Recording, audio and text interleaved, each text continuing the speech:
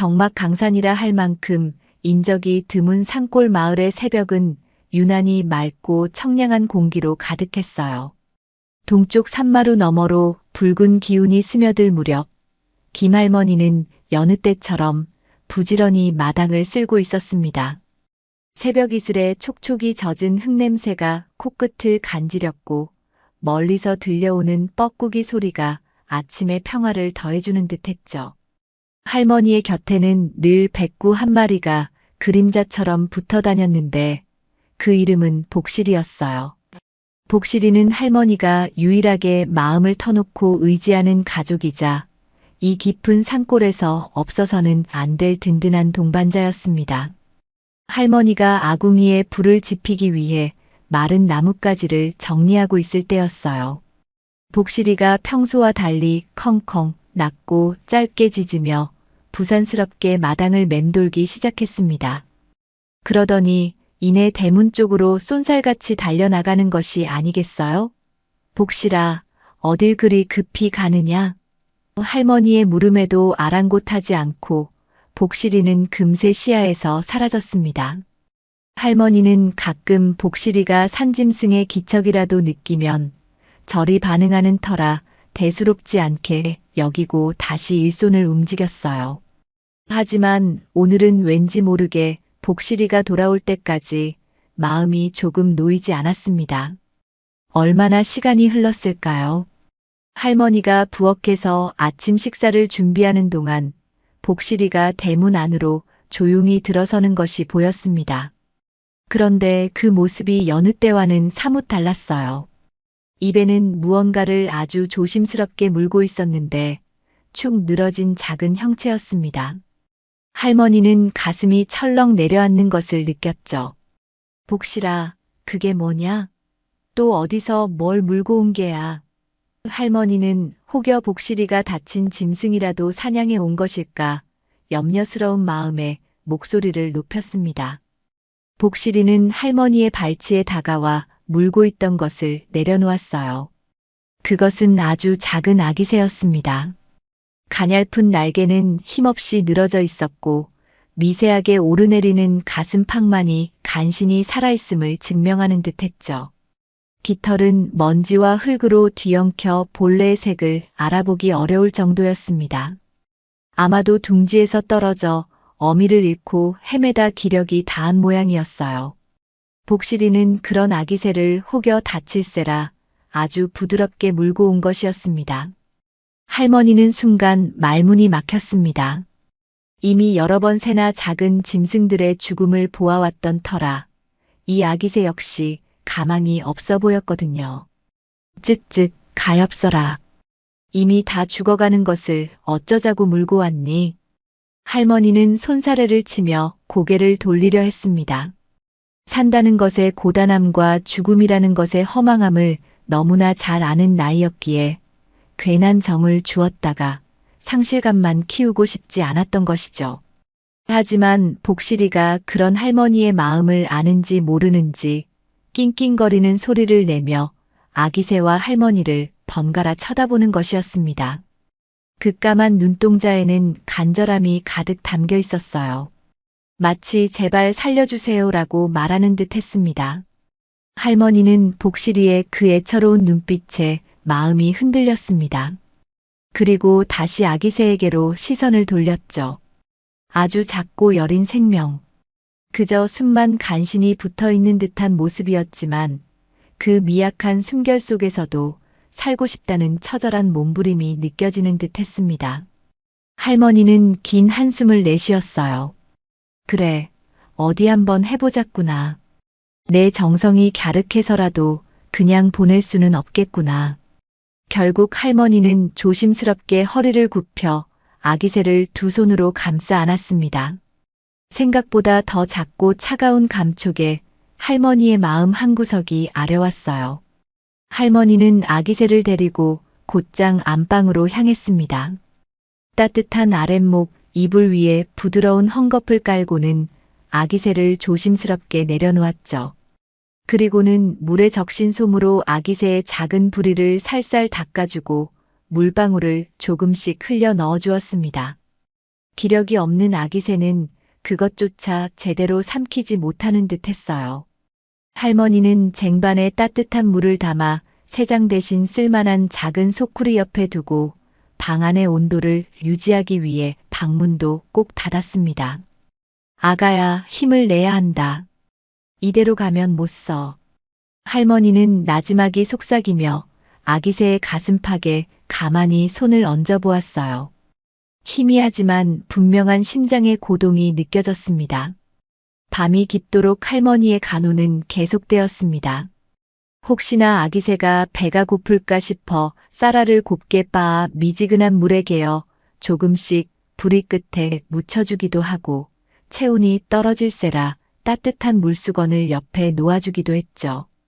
복실이도 그런 할머니 곁을 떠나지 않고 아기 새가 누워있는 아랫목 근처에 배를 깔고 엎드려 미동도 없이 그 모습을 지켜보았습니다. 마치 자신이 데려온 생명에 대한 무거운 책임감이라도 느끼는 듯 했어요. 시간은 더디게 흘러갔고 아기 새의 상태는 좀처럼 나아질 기미를 보이지 않았습니다. 할머니는 타들어가는 속을 애써 다독이며 밤새 아기 새 곁을 지켰어요. 이 작은 생명이 부디 이 밤을 무사히 넘겨주기만을 간절히 바라는 마음뿐이었습니다. 새벽녘 창호지 문틈으로 희미한 여명이 스며들 때까지 할머니와 복실이는 숨죽인 채 아기 새의 작은 숨소리에 온 신경을 집중하고 있었답니다. 과연 이 작은 새는 할머니의 정성에 보답이라도 하듯 다시 힘을 낼 수 있을까요? 밤새 할머니의 애타는 손길이 오고 간 아랫목에선 아주 미미하지만 분명한 생명의 기운이 감돌고 있었어요. 꼬박 밤을 새운 할머니의 눈은 피로로 붉게 충혈되어 있었지만 그 시선은 오직 한 곳, 작은 아기 새에게로 향해 있었습니다. 밖에서는 이미 닭들이 회를 치며 새날이 밝았음을 알리고 있었고 동쪽 창호지 틈새로는 새벽의 차고 맑은 빗줄기가 스며들어 방안을 희미하게 밝히고 있었죠. 할머니는 마른 침을 삼키며 아기 새의 작은 가슴팍을 가만히 내려다보았습니다. 어제 저녁과 별반 다르지 않은 금방이라도 꺼질 듯 위태로운 숨결이었지만 할머니는 포기하지 않았어요. 아가야, 이 할미 정성을 봐서라도 제발. 간절한 기도가 입술 사이로 새어나왔습니다. 바로 그 순간이었어요. 아기 새의 아주 작은 발가락 하나가 미세하게 꼼지락거리는 것이 아니겠어요? 할머니는 숨을 헙 들이마셨습니다. 잘못 본 것이 아닐까 싶어 눈을 깜빡였지만 연이어 아기 새의 가냘픈 날개가 아주 살짝 들썩였습니다. 그리고는 마치 천근만근 무거운 듯 천천히 아주 천천히 눈꺼풀이 열리기 시작했어요. 밤하늘의 별처럼 초롱초롱한 빛은 아니었지만 분명히 생기가 감도는 두 눈이 할머니를 향해 있었습니다. 아직은 흐릿한 시선이었으나 그 눈빛은 나 여기 살아있어요 라고 말하는 듯 했어요. 아이고, 아이고 세상에. 정신이 드는 게냐 아가야. 할머니의 메마른 눈가에서 기어이 뜨거운 눈물방울이 주르륵 흘러내렸습니다. 밤새 가슴 졸였던 순간들이 주마등처럼 스쳐 지나가며 안도감과 기쁨이 한꺼번에 몰려왔죠. 마루 밑에서 이 모든 광경을 지켜보던 복실이도 할머니의 기척 변화를 감지했는지 방문을 앞발로 긁으며 낑낑거리는 소리를 냈습니다. 마치 자신도 그 기쁨을 함께 나누고 싶다는 듯이요. 할머니는 황급히 몸을 일으켰습니다. 밤새 곁을 지키느라 뻣뻣해진 허리가 우지끈 소리를 냈지만 아랑곳하지 않았죠. 부엌으로 달려간 할머니는 어젯밤 빻아두었던 좁쌀가루에 따뜻한 물을 조금 더 부어 정성껏 개었습니다. 혹여 너무 뜨거울까 입으로 호호 불어가며 온도를 맞추고는 다시 아기 새에게로 돌아왔어요. 나무젓가락 끝에 아주 조금 묻힌 미음을 아기 새의 불이 가까이 가져다 대었습니다. 자, 아가야. 이거 먹고 어서 힘을 내야지. 할머니의 목소리는 부드러운 봄바람 같았어요. 아기 새는 처음에는 힘이 없는지 고개를 제대로 가누지 못하고 입도 벌리지 않았습니다. 한두 번, 서너 번의 시도가 허사로 돌아가자 할머니의 마음은 다시금 타들어가는 듯 했죠. 하지만 포기할 수는 없었습니다. 할머니는 더욱더 조심스럽게 마치 어미새가 그러하듯 아기새의 부리 끝을 살살 건드리며 미움을 묻혀주었어요. 드디어 아주 작은 양이었지만 아기새의 목구멍으로 무언가가 넘어가는 것이 느껴졌습니다. 아이고, 먹었다. 먹었어. 할머니는 어린아이처럼 환호성을 질렀습니다. 그 작은 성공 하나가 할머니에게는 세상 그 어떤 것보다 큰 희망으로 다가왔으니까요. 그렇게 며칠이 더 흘렀습니다. 할머니의 극진한 보살핌 속에서 아기새는 눈에 띄게 기력을 회복해 나갔어요. 처음에는 할머니가 떠먹여주는 것만 간신히 받아먹었지만 이제는 제법 스스로 고개를 들어 좁쌀을 쪼아 먹을 수 있게 되었습니다. 듬성듬성하고 푸석했던 깃털에도 조금씩 윤기가 돌기 시작했고 무엇보다 눈빛에 총기가 돌아왔죠. 힘없이 늘어져 있던 날개도 가끔씩 푸드덕거리며 날갯짓 연습을 하는 신용을 하기도 했습니다. 그 모습이 어찌나 대견하고 신기한지 할머니는 시간 가는 줄 모르고 아기새를 들여다보곤 했어요. 아기새가 조금씩 회복하는 과정 하나하나가 할머니에게는 기적과도 같았습니다. 그래서 할머니는 이 작은 새에게 기적이라는 이름을 지어주기로 마음먹었어요. 그래, 내 이름은 오늘부터 기적이다. 이 할미에게 와준 것 자체가 기적이니 말이다. 할머니가 기저귀의 새장 앞에서 다정하게 속삭이자 기저귀는 마치 그 말을 알아듣기라도 한 듯 맑은 소리로 삐우하고 화답하는 것 같았습니다. 복실이도 옆에서 꼬리를 흔들며 그 이름에 동의하는 듯 보였어요. 기저귀는 정말 이름처럼 특별한 구석이 많은 새였습니다. 우선 그 외모부터가 여느 산새들과는 확연히 달랐죠. 처음 주워왔을 때는 온통 흙먼지를 뒤집어 쓰고 있어 몰랐지만 할머니가 따뜻한 물수건으로 정성껏 몸을 닦아주고 나니 본래의 깃털색이 드러났습니다. 그것은 단순한 갈색이나 검은색이 아니었어요. 햇살이 비치는 각도에 따라 은은한 푸른빛과 신비로운 보랏빛이 오묘하게 교차하며 반짝였는데 마치 잘 세공된 보석을 보는 듯 했습니다. 특히 목 주위의 깃털은 햇빛 아래에서 영롱한 광채를 뿜어냈죠. 눈망울 또한 깊고 맑았습니다. 까맣고 작은 점 같으면서도 그 안에는 마치 밤하늘의 별을 담아놓은 듯 깊이를 알 수 없는 반짝임이 있었어요. 가만히 눈을 맞추고 있으면 마치 자신의 마음속을 꿰뚫어보는 듯한 착각이 들 정도로 영특해 보였습니다. 기저귀는 배우는 속도도 놀랄 만큼 빨랐어요. 할머니가 심심풀이로 기저가 하고 이름을 부르면 며칠 지나지 않아 그 억양을 제법 비슷하게 따라하며 삐요하고 대답하는 듯한 소리를 냈습니다. 할머니가 부엌에서 흥얼거리는 콧노래 가락을 어깨너머로 듣고는 다음 날이면 비슷한 음률로 지저귀어 할머니를 깜짝 놀라게 하기도 했죠. 할머니는 기저귀를 보며 연신 요놈, 필시 보통 놈은 아니야 하며 감탄사를 터뜨렸습니다. 기저귀의 등장은 수십 년간 정막만이 감돌던 할머니의 외딴집에 따스한 온기와 생기를 불어넣었습니다. 할머니의 하루는 기저귀를 중심으로 돌아가기 시작했어요. 아침에 눈을 뜨면 가장 먼저 기저귀의 새장을 살펴 기저가 잘 잤느냐 하고 인사를 건네는 것으로 하루를 열었습니다. 끼니 때마다 기저귀의 먹이를 정성껏 챙기고 물통을 갈아주는 일은 이제 할머니의 가장 중요한 일과가 되었죠. 예전에는 혼잣말조차 거의 하지 않고 무표정하게 지내는 날이 많았던 할머니였지만 이제는 기저귀에게 이런저런 세상 돌아가는 이야기를 들려주기도 하고 구성진 노랫가락을 뽑아주기도 했습니다. 그러면서 자연스레 할머니의 얼굴에는 웃음꽃이 피어났고 말수도 부쩍 늘었어요. 적적함과 외로움이 가득했던 집안의 생기가 돌자 할머니의 건강도 눈에 띄게 좋아지는 듯 했습니다. 발걸음은 한결 가벼워졌고 얼굴에는 혈색이 돌았죠.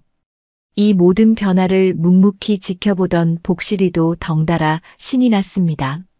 예전에는 할머니의 무릎만 차지하려던 녀석이 이제는 기저귀의 세장 앞을 어슬렁거리며 마치 작은 동생을 돌보는 형처럼 듬직한 모습을 보이기도 했어요. 물론 가끔은 할머니의 관심이 온통 기저귀에게 쏠리는 것 같아 샘을 내듯 킁킁거리기도 했지만 그마저도 사랑스러운 투정으로 보였습니다. 할머니는 문득문득 생각했어요. 이 작은 새는 어쩌면 하늘이 자신에게 보내준 마지막 선물일지도 모른다고. 그리고 그 선물은 단순한 위로를 넘어선 무언가 더 큰 의미를 담고 있을지도 모른다는 예감이 마음 한구석에서 조용히 피어오르고 있었습니다. 기저귀가 할머니의 품에 안긴 지 어느덧 한 달이라는 시간이 훌쩍 지나갔습니다. 그동안 기저귀는 몰라볼 만큼 건강해졌고 할머니의 집은 기저귀의 맑은 지저귀므로 가득 차 있었죠.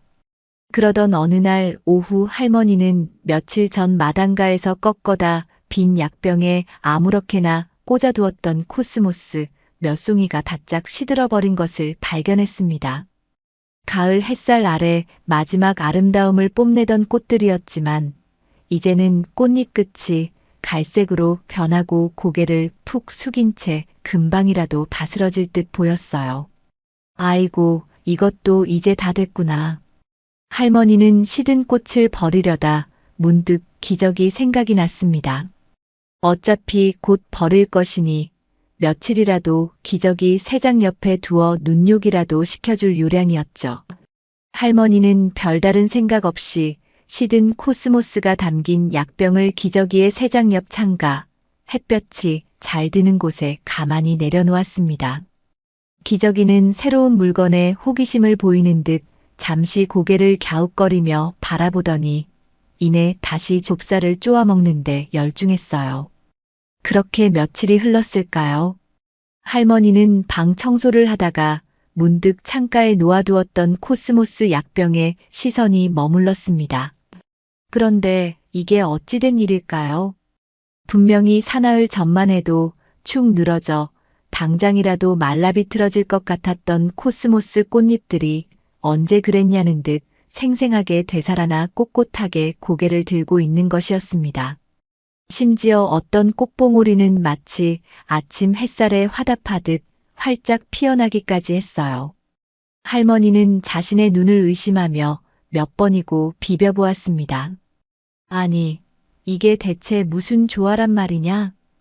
꽃병에 물을 갈아준 적도 없고 특별한 걸음을 준 것도 아닌데 다 죽어가던 꽃이 이렇게 되살아난다는 것은 평생을 시골에서 살아온 할머니에게도 처음 겪는 기이한 일이었습니다. 할머니는 심장이 두근거리는 것을 느끼며 조심스럽게 코스모스 꽃잎을 만져보았어요. 물기를 머금은 듯 촉촉하고 탄력 있는 감촉이 손끝으로 전해져 왔습니다. 할머니는 잠시 멍하니 서 있다가 홀린 듯 기저귀의 세장으로 시선을 돌렸어요. 기저귀는 아무것도 모른다는 듯 그저 맑고 동그란 눈으로 할머니를 빤히 쳐다보며 고개를 갸웃거릴 뿐이었습니다. 하지만 할머니의 마음속에는 작은 파문이 일기 시작했어요. 혹시, 아주 혹시 기저귀가 이 일과 관련이 있는 것은 아닐까 하는 믿기 어려운 생각이었습니다. 그즈음 할머니의 유일한 동반자인 복실이에게 작은 사고가 있었습니다.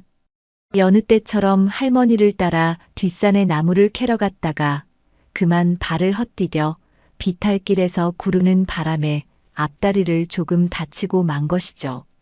아이고, 복실아, 괜찮으냐? 할머니는 놀란 가슴을 쓸어내리며 절뚝거리며 다가오는 복실이를 맞이했습니다. 다행히 뼈가 부러진 것 같지는 않았지만 발목이 꽤 심하게 부어 있었고 피도 조금씩 배어 나오고 있었어요.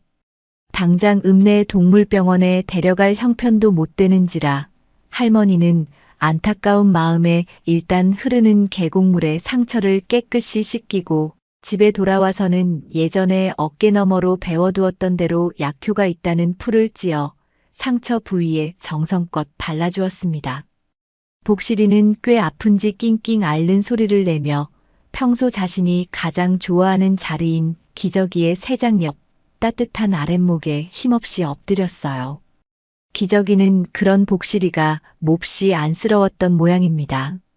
세장 안에서 복실이가 있는 쪽으로 최대한 가까이 다가앉아 한참 동안이나 아주 부드럽고 애처로운 소리로 지저귀는 것이었어요. 마치 아픈 복실이를 위로하는 듯한 그 소리는 방 안 가득 잔잔하게 울려 퍼졌습니다. 다음 날 아침 할머니는 밤새 복실이 걱정에 잠을 설친 터라 부스스한 모습으로 눈을 떴습니다. 가장 먼저 복실이의 상태를 살피려는데 이게 웬일일까요? 복실이가 언제 그랬냐는 듯 절뚝거림이 훨씬 덜해진 채 마당을 가볍게 돌아다니고 있는 것이었습니다. 할머니는 깜짝 놀라 복실이에게 다가가 다리를 살펴보았어요. 어제 저녁까지만 해도 퉁퉁 부어올라 10가지 나던 발목의 붓기가 눈에 띄게 가라앉아 있었고 상처 부위도 꾸덕꾸덕하게 아물어가고 있었습니다. 평소 같으면 최소한 며칠은 꼼짝없이 앓아누웠을 법한 상처인데 하룻밤 사이에 이렇게까지 차도를 보인다는 것은 정말이지 놀라운 일이었습니다. 할머니는 문득 며칠 전 기적처럼 되살아났던 코스모스 꽃을 떠올리지 않을 수 없었죠. 그리고 밤새도록 복실이 곁에서 지저귀던 기저귀의 모습도 함께 떠올랐습니다. 가슴속에서 무언가 뜨거운 것이 울컥 치밀어 오르는 듯 했어요. 설마 우리 기저귀가? 할머니는 떨리는 목소리로 중얼거리며 기저귀의 세 장을 바라보았습니다. 기저귀는 그저 해맑은 눈빛으로 할머니를 바라볼 뿐이었지만 할머니의 마음속 의심은 점차 확신으로 변해가고 있었어요. 이런 신비로운 일들을 연이어 겪으면서 할머니는 기저귀가 가진 어떤 특별하고도 설명할 수 없는 능력에 대해 어렴풋이 짐작하기 시작했습니다. 그러던 어느 장마철 며칠 동안이나 비가 추적추적 내리던 날이었어요. 비가 오는 날이면 어김없이 할머니의 오랜 지병인 무릎 관절염이 도져 욱신거리고 쑤시는 통증 때문에 여간 고통스러운 것이 아니었습니다. 그날도 할머니는 아침부터 시작된 무릎 통증 때문에 잠시 마루에 걸터 앉아 끙끙 앓는 소리를 내며 힘들어하고 있었죠. 진통제를 먹어도 그때뿐 지긋지긋한 통증은 좀처럼 가시질 않았습니다. 바로 그때였어요. 세장 안의 기저귀가 마치 할머니의 고통을 위로라도 하려는 듯 유난히 맑고 청아한 소리로 노래하기 시작했습니다. 그 노랫소리는 단순한 새소리가 아니었어요. 마치 깊은 숲속 옹달샘에서 솟아나는 물처럼 맑고 깨끗했고 또 한편으로는 따스한 봄볕처럼 부드럽고 포근한 기운을 담고 있었습니다. 듣는 이의 마음을 편안하게 어루만지고 정화시키는 듯한 신비로운 힘이 느껴졌죠. 할머니는 자신도 모르게 기저귀의 노랫소리에 귀를 기울였습니다.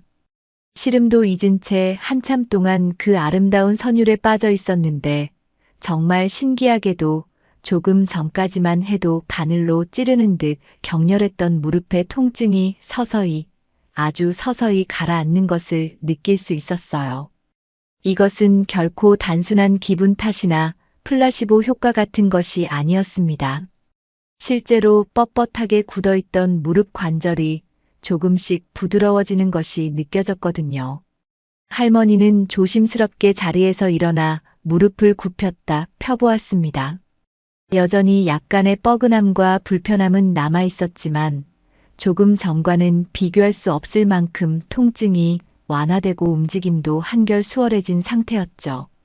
할머니는 기저귀의 세 장 앞으로 다가가 가만히 기저귀의 작은 머리를 쓰다듬었습니다. 기저가 내가 정말. 할머니의 눈가에는 또다시 뜨거운 눈물이 맺혔습니다. 이 작은 새는 대체 어떤 존재일까요? 우연히 만난 작은 생명이 아니라 어쩌면 하늘이 내려준 진짜 기적일지도 모른다는 생각이 할머니의 가슴을 가득 채웠습니다. 기저귀로 인해 할머니의 초가집에서 조용히 하지만 분명하게 일어나고 있던 신비로운 일들은 담장을 넘어 조금씩 산골 마을 사람들의 입에 오르내리기 시작했습니다. 처음에는 그저 김할머니가 적적함을 달래려고 예쁜 새 한 마리를 들여놓으셨다더라 정도의 가벼운 관심사였죠. 워낙 인적이 드문 곳에 홀로 사는 할머니였기에 말벗 삼아 작은 동물을 키우는 것이 그리 이상한 일은 아니었습니다. 하지만 시간이 흐르면서 이야기는 조금씩 다른 방향으로 흘러가기 시작했어요. 가장 먼저 변화를 감지한 것은 가끔 할머니 집에 들러 안부를 묻곤 하던 이웃집 박씨 할머니였습니다. 어머, 김할머니. 요새 얼굴이 아주 좋아지셨소. 뭔 좋은 일이라도 있으신게요? 박씨 할머니는 예전보다 훨씬 혈색이 돌고 활기차 보이는 김할머니의 모습에 놀라움을 표했습니다. 김할머니가 평생을 고질병처럼 달고 살았던 지긋지긋한 무릎 통증도 거의 사라져 이제는 지팡이 없이도 거뜬히 마당을 거닐고 심지어는 뒷산에도 곧잘 오른다는 이야기가 전해지면서 사람들의 수군거림은 더욱 구체적인 형태로 발전했죠. 글쎄, 김할머니네 그 새로 들인 작은 새가 보통 내기가 아니라던데 어떤 사람은 그 새가 만병통치약이라도 되는 것처럼 할머니 병을 싹 낫게 했다더라고.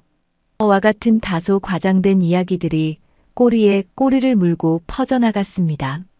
여기에 더해 할머니 집 마당 한편에 가꾸던 작은 텃밭의 채소들이 유난히 병충해 없이 탐스럽게 잘 자란다거나 분명히 시들어서 버리려고 내놓았던 화초가 며칠 만에 파릇파릇하게 되살아났다는 이웃 주민의 목격담까지 더해지면서 기저귀에 대한 궁금증과 호기심은 걷잡을 수 없이 커져만 갔습니다. 물론 대부분의 나이 지긋한 어르신들은 허허, 다 늙은 할망구가 새 한 마리 때문에 기운을 차리신 게지 별다른 게 있겠는가라며 헛소문으로 치부하려 애썼어요. 하지만 젊은 축에 속하거나 평소 신기한 이야기에 귀가 솔깃하던 몇몇 사람들은 정말로 그 새에게 어떤 특별하고 신비한 힘이 있는 것은 아닌지 진지하게 의심의 눈초리를 보내기 시작했습니다. 어떤 이는 산신령이 보낸 새라고도 했고 또 어떤 이는 수백 년 묵은 영물일지도 모른다고 떠들어댔죠. 그렇게 기저귀는 자신도 모르는 사이에 산골 마을의 가장 뜨거운 화제거리이자 신비의 대상이 되어가고 있었습니다. 이러한 심상치 않은 소문은 결국 마을에서 가장 욕심 많고 남의 불행을 자신의 기회로 삼는데 거리낌이 없는 최 영감의 귀에도 어김없이 흘러들어갔습니다. 최 영감은 젊어서부터 온갖 못된 짓으로 재산을 불린다는 소문이 파다한 인물로 마을 사람들 대부분이 그를 꺼리고 멀리했죠. 그는 김할머니 집에 굴러들어온 이름 모를 아기새가 마을 사람들의 입에 복덩이니 신통한 생이 하는 이름으로 오르내린다는 소식을 전해 듣자마자 그의 탐욕스러운 눈이 번뜩였습니다. 필시 예사 물건은 아닐 것이야. 저런 시골 늙은이 손에 있기에는 너무나 아까운 보물일지도 모르지. 최 영감은 속으로 음흉한 계산을 하기 시작했어요.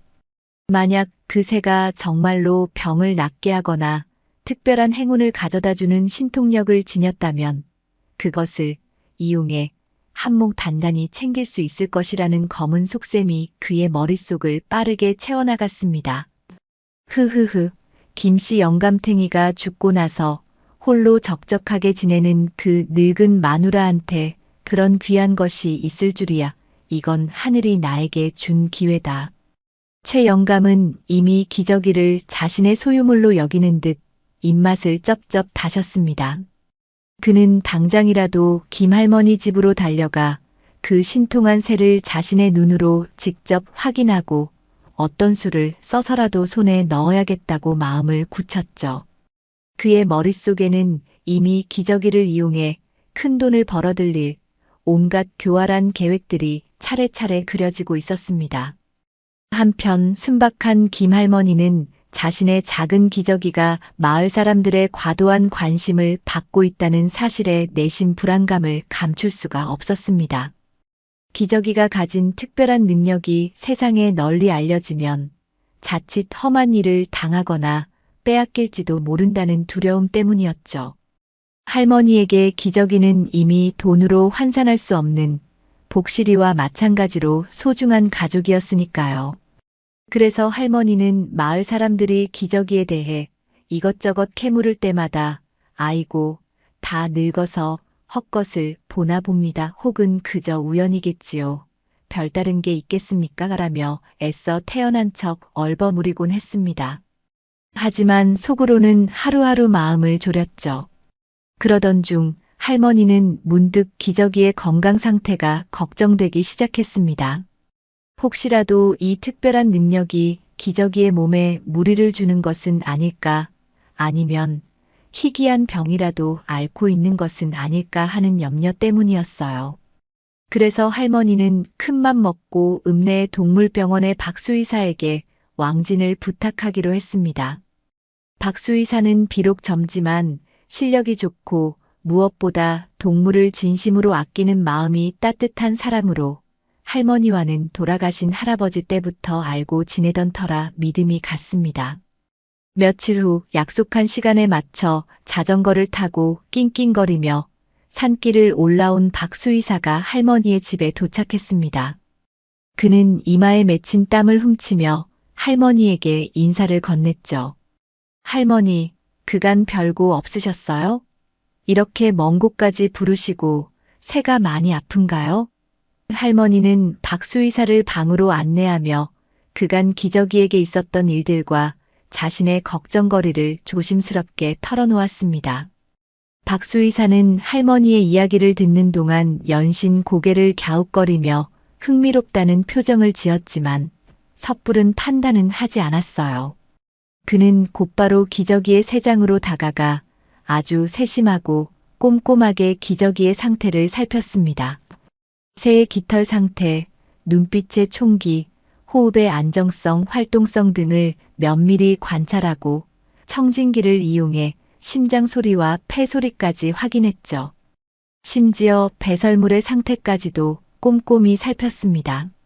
하지만 한참 동안의 진찰에도 불구하고 박수의사는 기저귀가 가진 신비한 능력에 대해서는 그 어떤 과학적 근거나 의학적 단서도 찾아낼 수 없었어요. 글쎄요, 할머니, 제가 보기에는 이 새는 아주 건강합니다. 영양 상태도 좋고 특별히 아픈 곳은 전혀 없어 보이는데요. 말씀하신 그런 일들은 솔직히 저로서는 뭐라고 설명드리기가 정말 어렵습니다. 어쩌면 할머니 말씀대로 정말 기적 같은 일일지도 모르겠네요. 박수의사는 멋쩍은 듯 뒷머리를 극적이며 어깨를 으쓱해 보일 뿐이었죠. 그의 방문이 기저귀의 신비함을 명쾌하게 해결해 주지는 못했지만 적어도 기저귀가 아픈 새는 아니라는 사실을 확인시켜 준 것만으로도 할머니는 한시름 놓을 수 있었습니다. 하지만 한편으로는 여전히 풀리지 않는 수수께끼와 최영감의 탐욕스러운 눈빛이 마음 한구석에 무거운 그림자를 드리우고 있었어요. 박수의사가 다녀가고 며칠 지나지 않아 불길한 예감은 어김없이 현실로 다가왔습니다. 그날 오후 김할머니가 마당에서 마늘을 다듬고 있는데 살인문 밖에서 최영감의 능글맞은 목소리가 들려왔어요. 계십니까? 김할머니, 이 최서방이 문안 인사차 들렀습니다. 할머니는 순간 가슴이 철렁 내려앉는 것을 느꼈습니다. 올 것이 왔구나 싶었죠. 최영감은 이미 살인문을 스스로 열고 들어서며 손에 들고 있던 작은 약과 꾸러미를 흔들어 보였습니다. 날도 좋은데 집에만 계시는 것 같아서 맛있는 약과라도 함께 나눌까 하고 가져왔습니다. 허허. 그의 얼굴에는 탐욕스러운 미소가 가득했지만 눈빛은 어딘지 모르게 번들거리고 있었어요.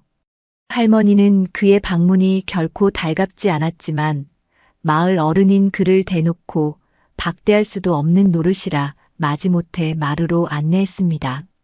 날도 더운데 어인 행차십니까, 영감님. 할머니의 목소리에는 자신도 모르게 경계심이 묻어나왔어요. 최 영감은 대청마루에 보란 듯이 자리를 잡고 앉아 마치 제 집 안방인 것처럼 방 안을 휙 둘러보았습니다. 그의 시선은 이내 창가 쪽에 놓인 기저귀의 세 장에 정확히 꽂혔죠. 오호라, 저 녀석이 바로 그 소문난 영물인가 보구려. 이야, 과연 듣던 대로 때깔부터가 예사롭지 않습니다. 윤기가 좌르르 흐르는 것이 필시 보통 새는 아님이 분명해. 그는 과장된 감탄사를 연발하며 자리에서 일어나 기저귀의 세 장 앞으로 다가갔습니다. 할머니는 그의 그런 행동 하나하나가 못마땅하고 불안했지만 애써 내색하지 않으려 노력했어요. 최 영감은 세 장 가까이 얼굴을 들이밀고는 한참 동안이나 기저귀에게서 눈을 떼지 못했습니다. 마치 값비싼 골동품을 감정이라도 하듯 기저귀의 몸짓 하나하나, 깃털의 색깔 하나하나를 꼼꼼히 뜯어보는 듯 했죠. 기저귀는 낯선 이의 접근에 불안감을 느꼈는지 세 장 안에서 이리저리 퍼덕이며 경계하는 모습을 보였습니다. 한참 동안 기저귀의 관찰을 마친 최 영감은 만족스러운 듯 음흉한 미소를 지으며 다시 할머니 앞에 앉았습니다. 그리고는 준비해온 약과를 슬쩍 할머니 쪽으로 밀며 본격적으로 본색을 드러내기 시작했어요. 할머니, 사실 제가 오늘 이렇게 불쑥 찾아온 것은 다름이 아니라 저 새 때문입니다. 제가 젊었을 적부터 이런 귀한 것들을 알아보는 안목이 남달랐거든요. 딱 보니 저 새는 보통 물건이 아닙니다. 할머니께서 이렇게 작은 초가에서 홀로 돌보시기에는 너무나 아까운 보물이에요. 그러니 말인데 저 새를 저에게 파시는 것이 어떻겠습니까? 제가 아주 후하게 값을 쳐드릴 테니 걱정 마시고요. 그는 마치 선심이라도 쓰는 듯이 말하며 품속에서 두툼한 돈 봉투를 꺼내 할머니 눈앞에 흔들어 보였습니다. 봉투의 두께만으로도 적지 않은 액수임을 짐작할 수 있었죠. 이것으로 맛있는 것도 사드시고 아픈 데 있으면 약도 사드시고 남은 여생 편안하게 보내실 수 있도록 제가 도와드리겠습니다. 어떻습니까, 할머니? 최 영감은 할머니가 당연히 자신의 제안을 받아들일 것이라는 듯 의기양양한 표정을 지었습니다. 심지어 자신이 알고 있는 큰 도시의 부잣집에 이세를 잘 연결해주면 지금 제시한 금액의 몇 배는 좋게 받을 수 있다며 온갖 달콤한 말로 할머니를 회유하려 했어요. 하지만 최 영감의 예상은 보기 좋게 빗나갔습니다. 김할머니는 그의 번지르르한 말에도 전혀 흔들리지 않고 단호하게 고개를 가로저었어요. 최 영감님, 무슨 말씀을 그리 섭섭하게 하십니까? 기저귀는 나에게 돈으로 값을 매길 수 있는 그런 존재가 아닙니다.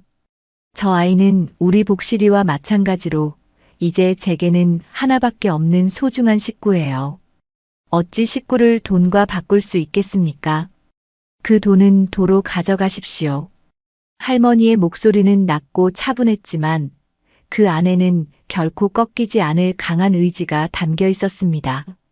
기저귀가 처음 집에 왔을 때부터 지금까지 함께했던 시간들, 기저귀로 인해 얻었던 삶의 기쁨과 위안, 그리고 기저귀가 보여주었던 신비로운 능력들은 이미 돈으로 환산할 수 있는 가치를 훨씬 뛰어넘는 것이었죠.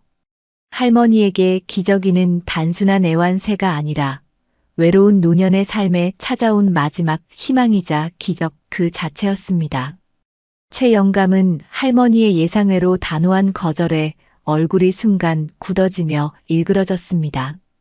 그는 자신이 제시한 상당한 액수의 돈이면 가난한 시골 노인네쯤은 당연히 두말 없이 넘어올 줄 알았는데 이토록 강경하게 나올 줄은 미처 예상하지 못했던 것이죠.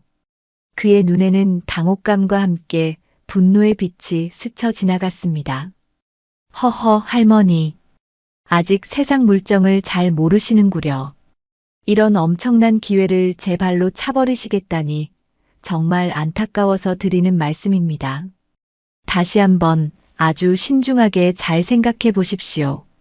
오늘 같은 이런 기회는 할머니 평생에 다시 없을지도 모릅니다. 그는 마지막까지 미련을 버리지 못하고 할머니를 설득하려 했지만 할머니의 결심은 확고부동했습니다. 더 이상 할 말 없습니다, 영감님. 기저귀는 절대 팔 수 없습니다. 그러니 이만 돌아가 주십시오. 결국 최 영감은 자신의 뜻을 이루지 못하자 두고 보시오.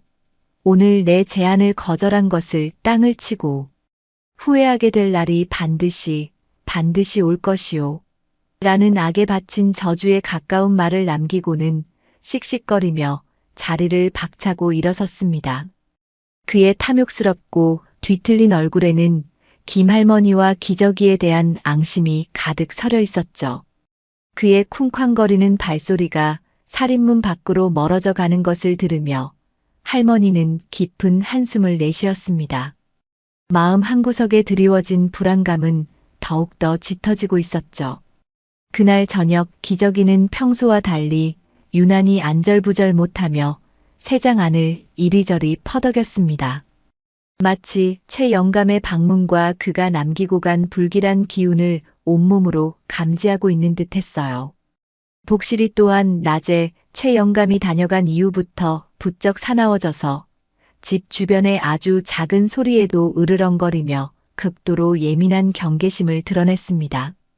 할머니는 그런 기저귀와 복실이를 번갈아 쓰다듬으며 애써 불안한 마음을 다독였지만 최 영감의 마지막 그 저주 어린 협박이 계속해서 귓가에 맴돌며 앞으로 닥칠지도 모를 더 큰 위기에 대한 공포를 떨쳐버릴 수가 없었답니다.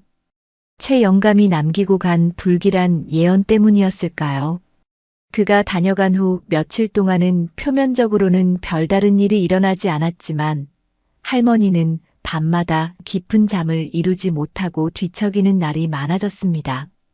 예전에는 여름밤이면 시원한 바람이라도 들어오라고 활짝 열어두고 자던 방문과 창문도 이제는 해가 지기 무섭게 안으로 단단히 걸어 잠그고 나서야 겨우 눈을 붙일 수 있었죠.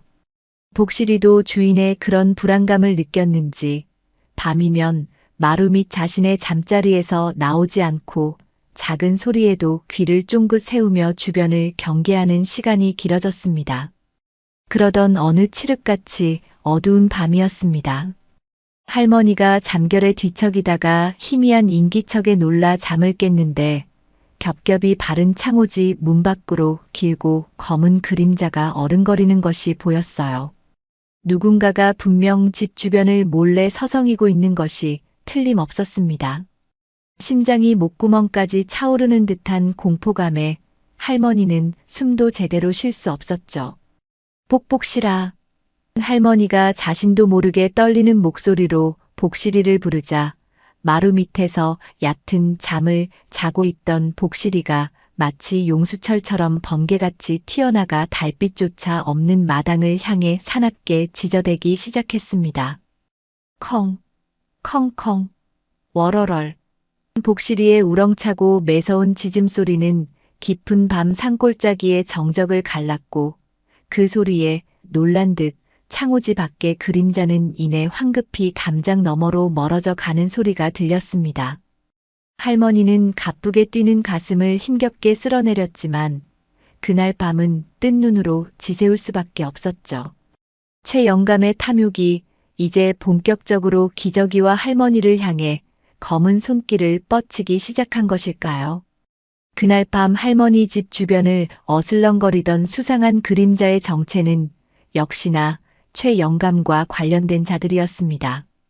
그는 김할머니에게서 돈으로 기저귀를 순순히 얻어낼 수 없다는 사실을 깨닫자마자 곧바로 다음 단계를 계획했던 것이죠. 그는 평소 자신이 알고 지내던 마을의 불량한 젊은이 두어 명을 은밀히 불러들였습니다. 그들은 딱히 하는 일 없이 동네를 어슬렁거리며 좀도둑질이나 일삼던 한량들이었죠. 최 영감은 그들에게 두둑한 술값과 용돈을 쥐어주며 솔깃한 제안을 했습니다. 바로 한밤중에 김할머니 집에 몰래 들어가 그 신통한 새를 훔쳐오라는 것이었어요. 자네들이 그 새만 내 손에 무사히 가져다 준다면 이 최 영감이 아주 후한 상을 내릴 것이네. 이 정도면 평생 일 안 하고도 먹고 살 수 있을 게야. 최 영감은 자신의 추악한 욕망을 실현하기 위해 젊은이들을 가머니설로 꿰었습니다. 그는 이미 기저귀의 신비한 능력에 대한 소문을 여기저기 흘려놓았고 만약 새를 손에 넣는다면 큰 부자에게 엄청난 값에 팔아넘길 수 있을 거라는 허황된 꿈에 부풀어 있었죠. 젊은이들은 처음에는 홀로 사는 노인의 물건을 훔친다는 것에 약간의 망설임을 보였지만 최 영감이 제시한 엄청난 성공 보수금과 그저 새 한 마리 슬쩍 하는 것뿐인데 뭐가 그리 대수냐는 교묘한 말솜씨에 결국 넘어가고 말았습니다. 최 영감은 그들에게 할머니 집의 대략적인 구조와 사나운 백구 복실이의 존재를 미리 알려주었고 다음 날 야음을 틈타 조용하고 신속하게 일을 처리하라고 신신당부했습니다. 심지어 만약의 경우 복실이를 확실하게 제압할 수 있도록 튼튼한 몽둥이와 올가미까지 은밀히 챙겨주는 치밀함과 악랄함도 보였어요. 그들에게는 성공만 한다면 손에 쥘 수 있는 큰 돈에 대한 기대감만이 가득했을 뿐 자신들의 행동이 가져올 파장에 대해서는 아무런 죄책감도 느끼지 못하는 듯했습니다. 운명의 그날 밤이 밝아왔습니다. 하늘에는 구름 한 점 없이 별들만 총총히 떠 있었지만 달빛은 유난히 희미하여 주변은 온통 칠흑 같은 어둠에 잠겨 있었죠. 기저귀는 해가 지고 어둠이 짙게 들이우기 시작할 무렵부터 평소와는 전혀 다른 극도의 이상행동을 보이기 시작했습니다. 마치 보이지 않는 무언가에 쫓기기라도 하는 듯 새장 안에서 극도로 안절부절 못하며 이리저리 푸드덕거렸고 목청이 터져라 다급하고 날카로운 비명에 가까운 소리로 울어댔어요. 그 소리는 더 이상 아름다운 지저귀이 아니었습니다. 그것은 분명한 공포와 절박한 경고의 메시지를 담고 있는 듯했죠. 할머니는 기저귀의 그런 처절한 모습에서 직감적으로 오늘 밤 무슨 일이 터져도 단단히 터질 것만 같은 불길하고도 강렬한 예감을 느꼈습니다. 기저가, 아가야, 도대체 왜 그러는 것이냐? 응, 이 할미에게 말을 해다오. 무슨 일이라도 있는 게야? 할머니가 새장 가까이 다가가 걱정스러운 목소리로 연신 물으며 달래보려 했지만 기저귀는 할머니의 목소리조차 듣지 못하는 듯 계속해서 불안한 울음소리를 내며 새장 창살에 머리를 부딪힐 듯 퍼덕일 뿐이었습니다. 그 작은 몸 안에서 어찌 저런 격렬한 공포가 나올 수 있는지 할머니는 가슴이 미어지는 듯했죠. 복실이 또한 기저귀의 심상치 않은 행동에 전염이라도 된 듯 집 안과 밖을 쉴 새 없이 킁킁거리며 맴돌았고 미세하게 들려오는 바깥의 나뭇잎 스치는 소리에도 귀를 쫑긋 세우며 낮게 으르렁거리는 등 극도의 경계태세를 취하고 있었습니다. 할머니는 겉으로는 애써 태어난 척 괜찮다, 괜찮아. 아무 일도 없을 게야 하고 기저귀와 복실이를 다독였지만 등줄기에는 이미 식은 땀이 흥건히 흘러내리고 있었어요. 오늘 밤 이 깊고 깊은 산골의 외딴집에 또다시 피할 수 없는 위험한 그림자가 소리 없이 하지만 분명하게 드리워지고 있었던 것입니다. 깊은 밤 산골 마을은 온통 칠흑 같은 어둠과 무거운 정적에 잠겨 있었습니다.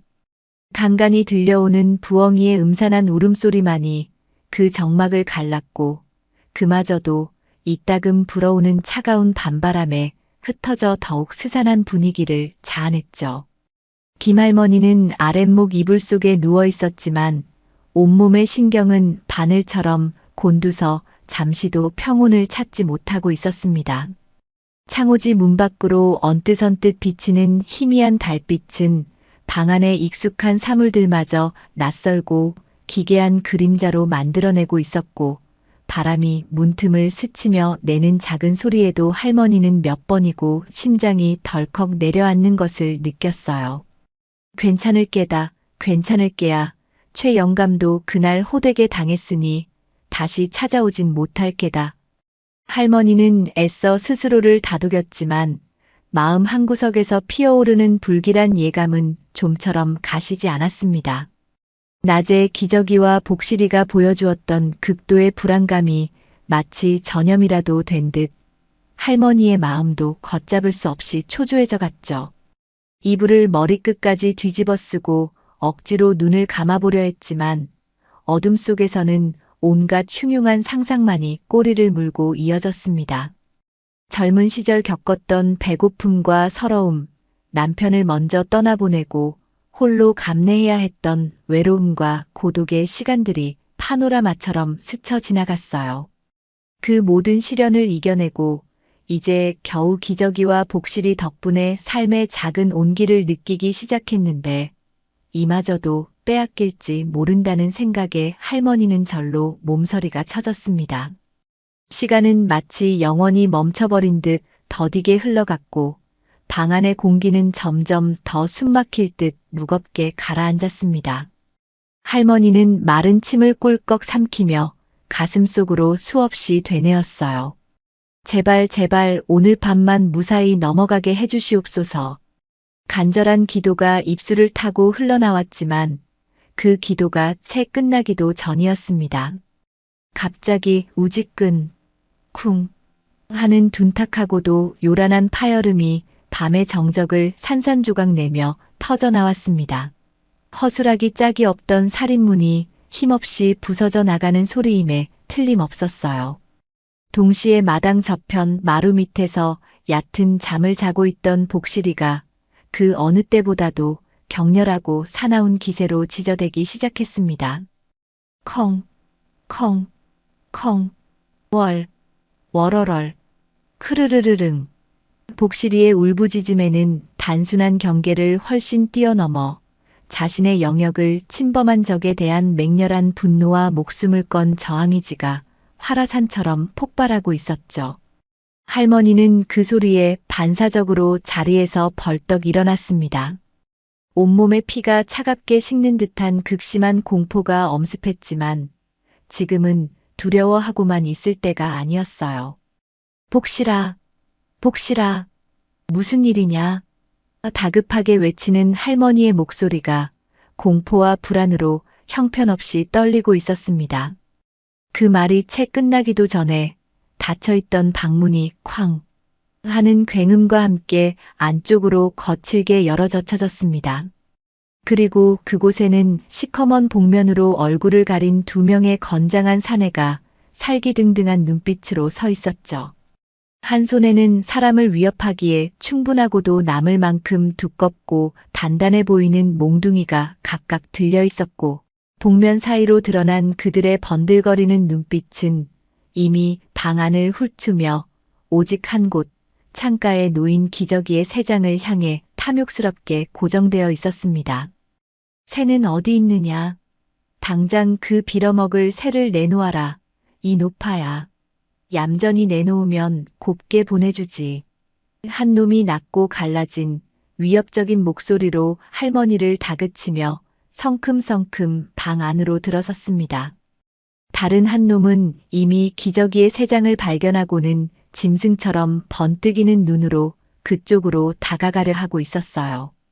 방 안에는 역한 술 냄새와 땀 냄새가 진동했습니다. 안 돼. 우리 기저귀한테 절대 손댈 생각 마라, 이놈들. 할머니는 순간 자신도 모르게 터져나오는 용기에 힘입어 본능적으로 세 장 앞으로 달려가 두 팔을 잇는 힘껏 벌려 앞을 가로막았습니다.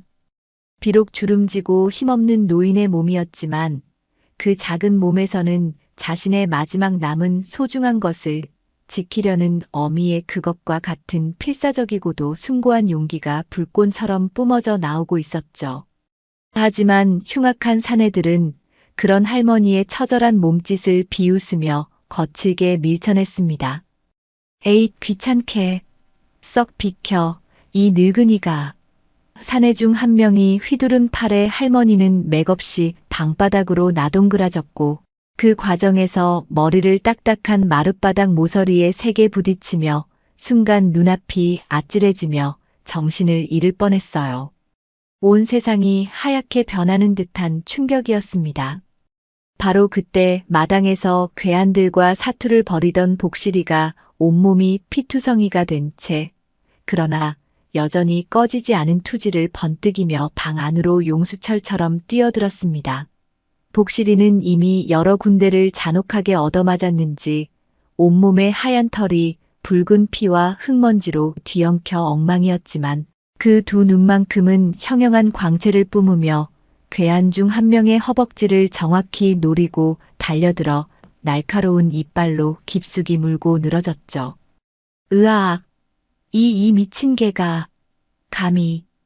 허벅지를 물린 사내가 고통과 분노로 일그러진 비명을 지르며 손에 든 몽둥이를 인정사정 없이 복실이의 등과 머리를 향해 휘둘렀습니다. 퍽, 퍽. 살과 뼈가 부딪히는 끔찍한 소리가 연이어 터져나왔고 복실이는 깽, 깽 하는 처절한 비명과 함께 옆으로 나가떨어졌지만 그것도 잠시 다시금 용수철처럼 튀어올라 이번에는 다른 사내의 팔뚝을 향해 맹렬하게 달려들었습니다. 방 안은 순식간에 할머니의 공포에 질린 비명, 사내들의 욕설과 고함, 복실이의 피 맺힌 울부짖음, 그리고 새장 안에서 공포에 질려 파르르 떨고 있는 기저귀의 애처로운 울음소리가 뒤섞여 그야말로 생지옥 같은 아수라장으로 변해버렸어요. 복실이는 정말이지 자신의 작은 몸 안에 있는 모든 힘과 용기를 남김없이 짜내어 싸웠습니다. 자신의 몸집보다 훨씬 크고 흉포한 사내들에게 단 한순간도 물러서거나 주눅 들지 않고 마치 성난 호랑이처럼 용맹하게 달려들어 물고 핥히고 늘어졌죠. 녀석의 하얀 털은 이미 자신의 피와 사내들의 옷에서 배어나온 먼지로 검붉게 물들어 있었지만 복실이의 눈빛만큼은 조금도 흐려지지 않고 오히려 더욱더 맹렬한 투지로 불타오르고 있었습니다. 하지만 수적으로도 잔혹한 완력 앞에서도 역부족임은 분명했어요. 사내들이 인정사정 없이 휘두르는 몽둥이에 연거푸 얻어맞으면서 복실이의 민첩했던 움직임은 눈에 띄게 느려졌고 그 용맹하고 우렁차던 울음소리도 점차 힘을 잃어가며 가늘고 처절한 소리로 변해갔습니다.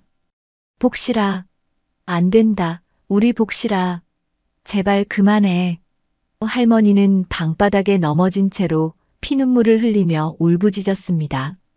어떻게든 복실이를 돕고 싶었지만 다른 사내가 할머니의 어깨를 발로 강하게 짓누르고 있어 옴짝달싹할 수도 없는 상황이었죠. 가만히 있으라고 했지. 이 노친네가. 괜히 객기 부리다가 그나마 붙어있는 목숨마저 부지하지 못하게 될 테니. 사내는 살기 어린 협박을 내뱉으며 할머니를 위협했습니다. 복실이는 그럼에도 불구하고 마지막 남은 한 자락 힘까지 모두 끌어모아 기저귀의 세 장을 향해 탐욕스러운 손을 뻗치려는 사내의 앞을 기어이 가로막고는 그의 팔뚝을 잇는 힘껏 물어뜯었습니다. 크악! 이 지독한 짐승 같은 놈이 죽고 싶어 환장했구나. 팔뚝을 깊숙이 물린 사내는 고통과 분노로 이성을 잃은 듯 눈을 부릅뜨고는 인정사정 없이 복실이의 머리를 향해 몽둥이를 내리꽂았습니다. 퍽! 이전과는 비교할 수 없을 만큼 둔탁하고도 끔찍한 파열음이 방 안에 울려 퍼졌고 복실이는 아주 짧고도 처절한 비명을 캑 하고 내지르며 그대로 힘없이 방바닥에 쓰러져 버렸습니다. 그리고는 더 이상 아무런 미동조차 하지 않았죠. 할머니의 눈앞이 그 순간 완전히 캄캄하게 암전되는 듯한 극도의 절망감이 온몸을 덮쳤습니다. 모든 희망이 사라지고 절망만이 짙은 안개처럼 방 안을 채워가던 바로 그 처절한 순간이었습니다. 복실이를 쓰러뜨린 사내가 피 묻은 몽둥이를 바닥에 던지고는 마침내 기저귀의 세 장을 움켜쥐고 들어 올리려고 할 때였죠. 공포에 질려 세장 구석에서 마치 나뭇잎처럼 파르르 떨고만 있던 기저귀의 아주 작은 몸에서 갑자기, 정말이지 너무나도 갑작스럽게, 이전에 단 한 번도 본 적 없는 눈부시게 밝고 강렬하며 따스한 황금빛 광채가 마치 화산처럼 폭발하듯 뿜어져 나오기 시작했습니다. 그 빛은 단순한 밝기를 넘어선 어떤 신성하고도 초월적인 기운을 담고 있었어요. 마치 수천 수만 개의 반딧불이가 한꺼번에 빛을 발하거나 혹은 한여름 대낮의 태양을 그대로 압축하여 옮겨놓은 듯 강렬하면서도 동시에 더없이 포근하고 부드러운 느낌의 황금빛이었습니다. 그 신비로운 빛은 순식간에 어둠과 공포로 가득 찼던 방 안을 대낮보다 더 환하게 밝혔고 그 눈을 멀게 할 듯한 강렬한 광채에 두 사내는 본능적으로 으아악 하는 찢어지는 비명과 함께 두 손으로 눈을 감싸쥐며 비틀거리며 뒷걸음질 쳤어요. 그들은 생전 처음 경험하는 이 기이하고도 압도적인 광경에 완전히 넋이 나가 이성을 상실한 듯 보였습니다. 빛은 단순히 밝기만 한 것이 아니었어요. 그 빛 속에는 인간의 언어로는 도저히 형언할 수 없는 어떤 절대적인 위엄과 신성함마저 깃들어 있어 사악하고 추악한 마음을 품은 자들은 감히 고개조차 들 수 없게 만들고 영혼의 가장 깊은 곳까지 전율케 하는 듯한 불가항력적인 힘이 있었습니다. 이게 대체 무슨 빛이냐? 도깨비불인가 아니면 한 사내가 공포에 질려 이가 딱딱 부딪히는 소리를 내며 더듬거렸습니다. 그들의 눈에는 조금 전까지 번뜩이던 탐욕스러운 기색은 온데간데 없이 사라지고 오직 원초적이고도 본능적인 공포와 자신들의 미천함을 깨달은 듯한 경외감만에 가득 차 있었죠. 빛은 한동안 방 안을 가득 채우며 마치 살아있는 생명체처럼 넘실거렸고 사내들의 혼을 송두리째 빼놓더니 이내 기저귀의 작은 몸 안으로 다시 스며들 듯 서서히, 아주 서서히 잦아들었습니다. 하지만 그 지극히 짧았던 순간의 초월적인 경험은 인간의 오만함과 어리석음을 깨닫게 하기에 충분했고 사내들에게는 평생 동안 밤마다 악몽으로 되살아날 끔찍한 충격과 공포를 안겨주기에 조금도 부족함이 없었어요. 그들은 더 이상 새를 훔치거나 할머니를 해칠 생각은커녕 단 1초라도 빨리 이 무시무시하고도 신비로운 공간에서 벗어나고 싶다는 생각뿐이었습니다. 결국 정신이 반쯤 나간 두 사내는 짐승 같은 비명을 지르며 서로 먼저랄 것도 없이 방문을 부수고 뛰쳐나가 어둠 속으로 비틀거리며 주랭랑을 치고 말았답니다. 그들이 허둥지둥 도망치며 남긴 발소리가 멀어질 때까지 방 안에는 신비로운 빛의 잔영과 함께 깊은 정적만이 감돌았습니다. 악몽 같던 괴한들의 발소리가 마침내 밤의 어둠 속으로 완전히 사라지고 방 안에는 무겁고도 불안한 정적이 다시 찾아왔습니다. 할머니는 한동안 넋이 나간 사람처럼 차가운 방바닥에 주저앉아 있다가 문득 정신을 차리고는 가장 먼저 피투성이가 된 채 쓰러져 있는 복실이에게로 비틀거리며 기어갔어요. 복실아, 복실아, 내 강아지야. 제발 정신 좀 차려보거라. 응? 이 할미 목소리 들리니? 복실아. 할머니의 목소리는 이미 울음으로 뒤범벅이 되어 갈라지고 끊어지기를 반복했습니다. 복실이는 괴한들이 무자비하게 휘두른 둔기에 머리를 정통으로 맞았는지 아무런 미동도 없이 싸늘한 방바닥에 축 늘어져 있었죠. 한때 윤기 넘치던 하얀 털은 붉고 검붉은 피로 군데군데 떡져 있었고 옆구리와 다리에서는 여전히 끈적한 피가 조금씩 흘러나와 차가운 방바닥을 천천히 그러나 확실하게 적셔가고 있었습니다.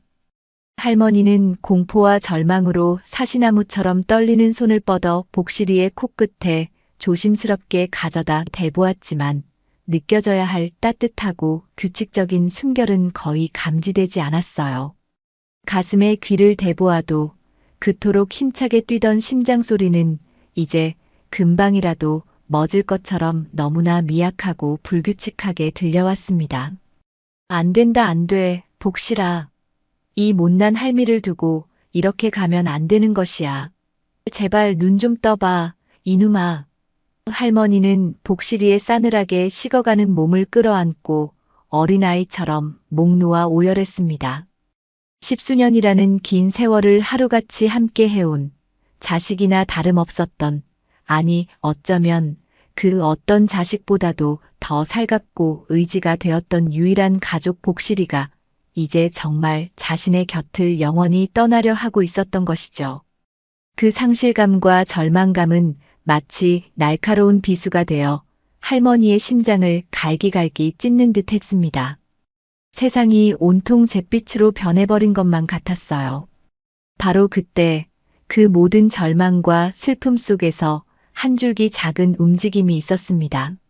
새장문이 아까의 소동으로 부서져 열려 있었는데 그 틈으로 기저귀가 아주 힘겹게 푸드덕거리며 날갯짓을 하더니 휘청거리며 날아올라 쓰러진 복실이에게로 다가왔습니다. 아까 그 온 세상을 밝힐 듯한 눈부신 빛을 온몸으로 뿜어낸 탓인지 기저귀의 몸은 평소의 절반도 안 될 만큼 훨씬 더 작고 초라해 보였어요. 한때 보석처럼 영롱하게 빛나던 그 아름다운 깃털의 윤기도 온데간데 없이 사라져 푸석푸석해져 있었고 마치 심한 열병이라도 앓은 듯 온몸이 가늘게 떨리고 있었습니다. 하지만 기저귀는 그런 자신의 상태는 아랑곳하지 않는다는 듯 오직 복실이의 머리맡에 위태롭게 내려앉았죠.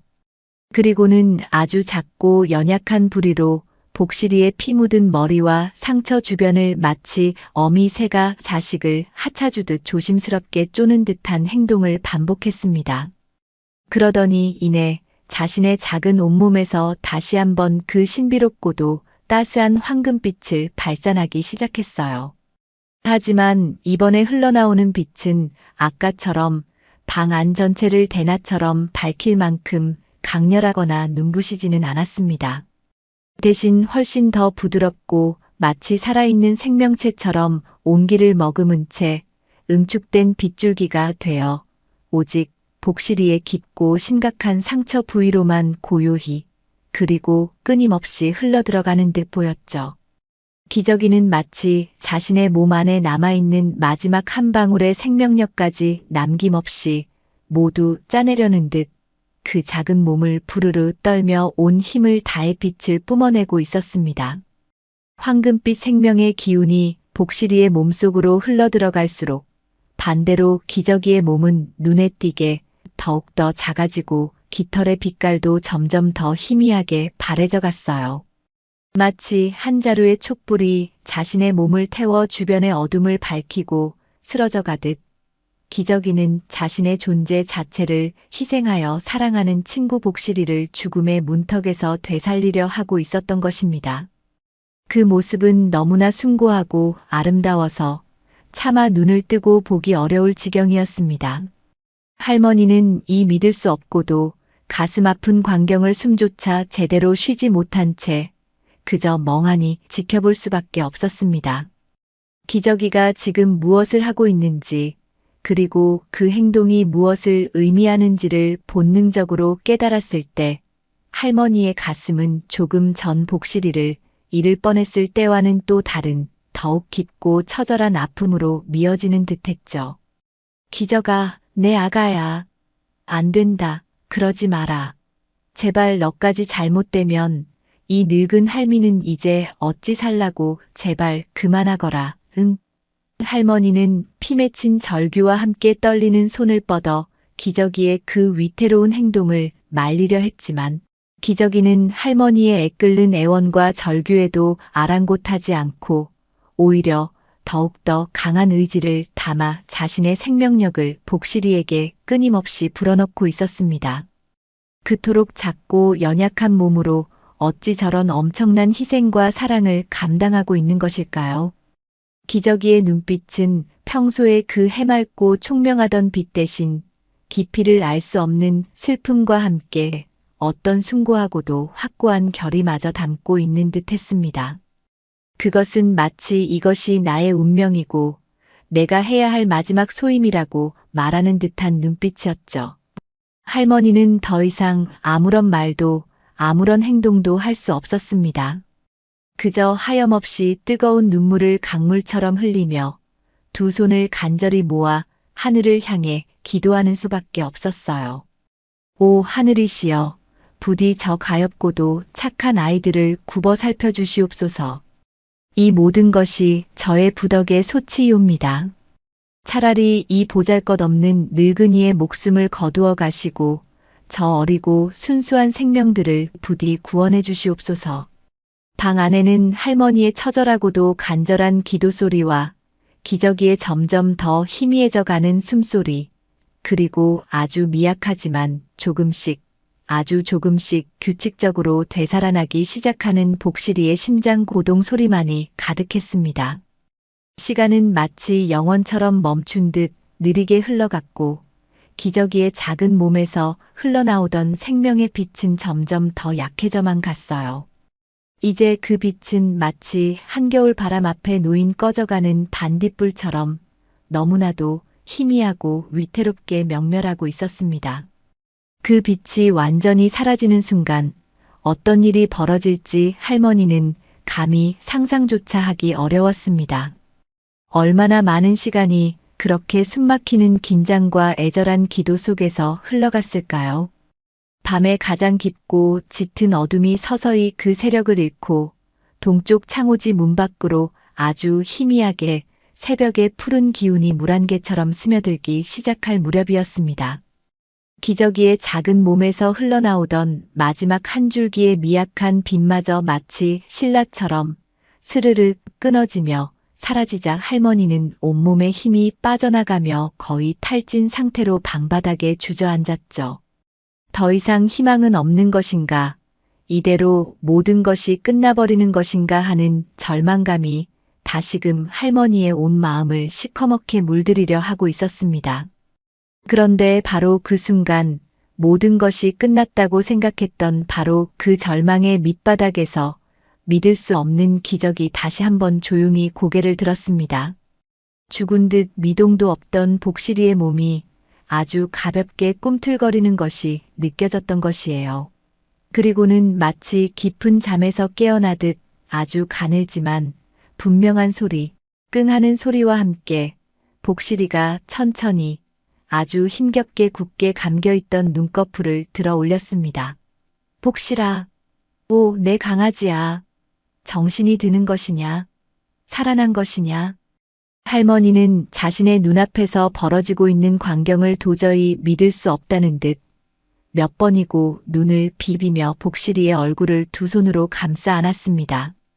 복실이의 눈동자는 아직 초점이 흐릿하고 빛이 없었지만 분명히 할머니를 알아보고 있었어요. 심지어 아주 희미하게나마 꼬리를 좌우로 살짝 흔들려는 신용까지 하는 것이었습니다. 그리고는 마지막 남은 힘을 다해 할머니의 거칠어진 손등을 아주 약하게나마 하차주려는 듯 혀를 내밀었죠. 그 미약한 온기와 움직임에 할머니는 온 세상이 다시 밝아오는 듯한 감격에 휩싸였습니다.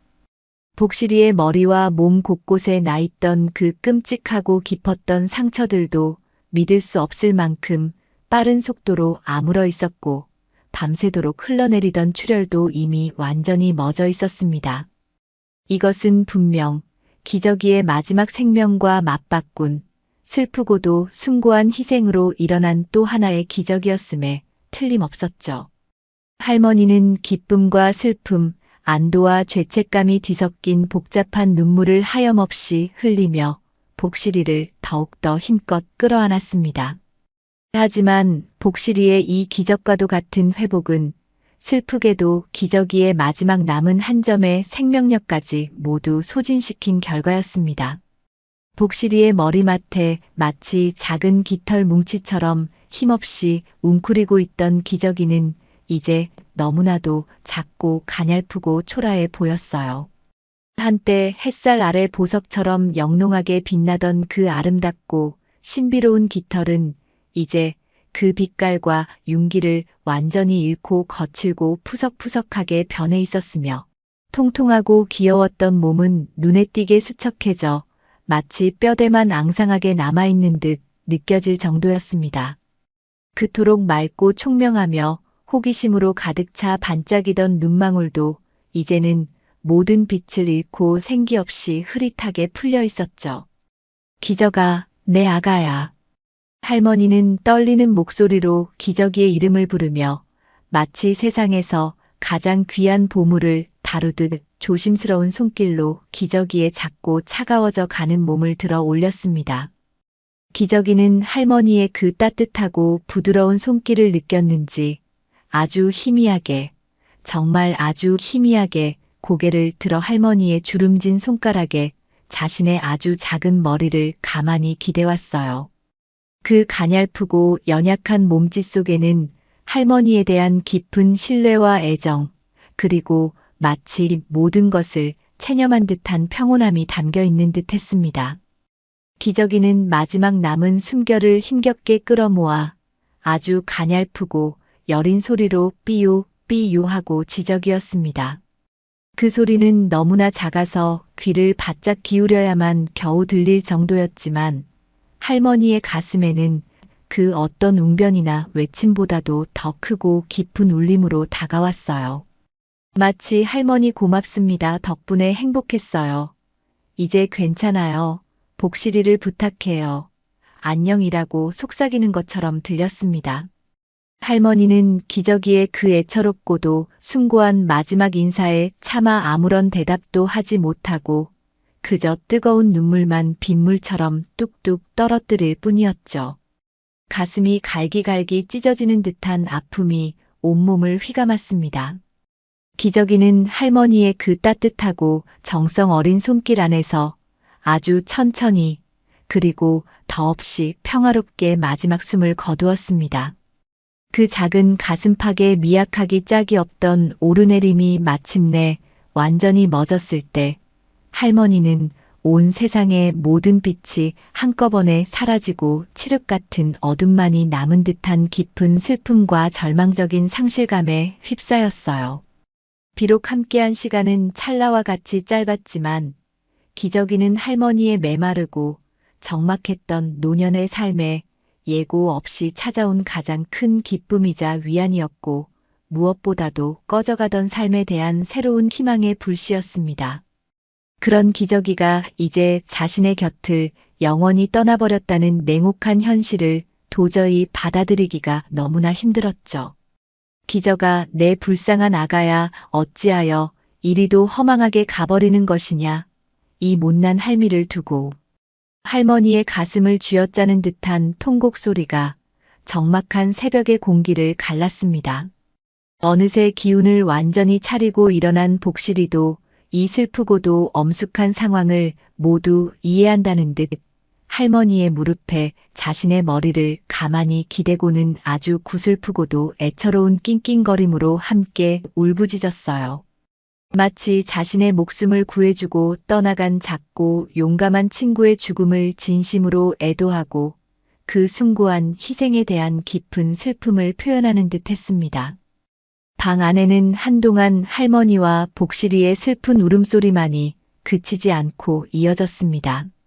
창밖으로 떠오르는 아침에는 유난히 맑고 눈부시게 빛났지만 할머니의 마음속은 기저귀의 갑작스러운 부재로 인해 그 어느 때보다도 어둡고 시리며 공허했답니다. 그 작은 새가 남기고 간 기적의 무게는 너무나 컸고 그 갑작스러운 이별이 가져다준 슬픔 또한 늙은 할머니가 감당하기에는 너무나 깊고도 무거웠어요. 밤새 이어진 비극과 기적, 그리고 슬픈 이별의 폭풍이 핥히고 간 새벽녘 할머니는 뜬 눈으로 밤을 새우고 흘린 끝없는 눈물로 퉁퉁 붓고 붉게 충혈된 눈을 애써 비비며 자리에서 일어섰습니다. 온몸의 마디마디가 쑤시고 아팠지만 슬픔에 잠겨 있을 수만은 없다는 것을 본능적으로 알고 있었죠. 자신을 위해, 그리고 자신의 유일한 벗인 복실이를 위해 그 작고 여린 몸으로 모든 것을 희생한 기저귀를 이대로 차가운 방바닥에 둘 수는 없었습니다. 할머니는 자신의 시집 올 때 가져왔던 가장 아끼던 옷감 중에서 눈처럼 새하얗고 부드러운 명주 천을 꺼내왔어요.